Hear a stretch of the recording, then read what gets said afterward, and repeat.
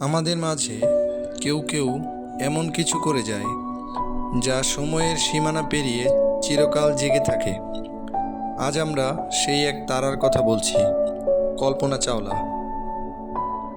17ই March 1962 হরিয়ানার করনালে জন্ম নেওয়া ছোট্ট কল্পনা শৈশবেই আকাশের নীলে হারিয়ে যেতে চাইতেন। লক্ষ্য ছিল একটাই, আকাশ ছুঁতে হবে। তখনও কেউ ভাবেনি একদিন এই মেয়েটি সত্যি সত্যি আকাশের সীমানা ভেঙে দেবেন। ভারতের মতো একটি দেশে যেখানে তখনও মেয়েদের স্বপ্ন দেখার অধিকার ছিল সীমিত, কল্পনা লড়াই করে গেলেন। অ্যারোনটিক্যাল ইঞ্জিনিয়ারিং পড়লেন, পাড়ি জমালেন আমেরিকায়, আর তারপর নাসাতে। বিশ্ববাসী তাকে চিনল আকাশের কন্যা নামে। 1997 সালে কল্পনা প্রথমবারের মতো মহাকাশে পাড়ি দেন।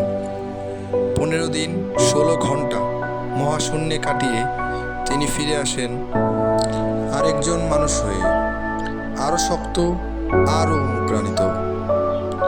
2003 সালের জানুয়ারি কল্পনা চাওলা আবারও মহাকাশে যান, STS-107 মিশনের অংশ হিসেবে। 16 দিন ধরে তিনি মহাবিশ্বের রহস্য খুঁজে ফিরলেন, গবেষণা করলেন, স্বপ্ন দেখলেন, কিন্তু এইবার ফিরে আসা সহজ ছিল না।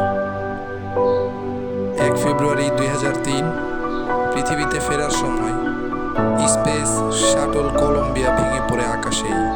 7 জন সাহসী নভোচারীর সাথে হারিয়ে গেলেন কল্পনা চাওলাও।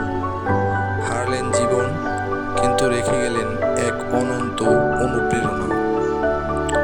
কল্পনা চাওলা বলেছিলেন, আমি মহাশূন্যে যাই কারণ আমি বিশ্বাস করি আমরা সবসময়ই কিছু না কিছু অর্জন করতে পারি যদি সাহস করি।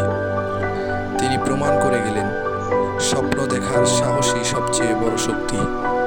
আজও যখন আমরা রাতের আকাশের দিকে তাকাই, একটি তারা দেখে আমাদের মনে হয় কল্পনারা কখনো হারায় না, তারা হয়ে আকাশে চলতে থাকে। এমন হাজারো হাজারো কল্পনা এই পৃথিবীর বুকে জন্ম নেয়।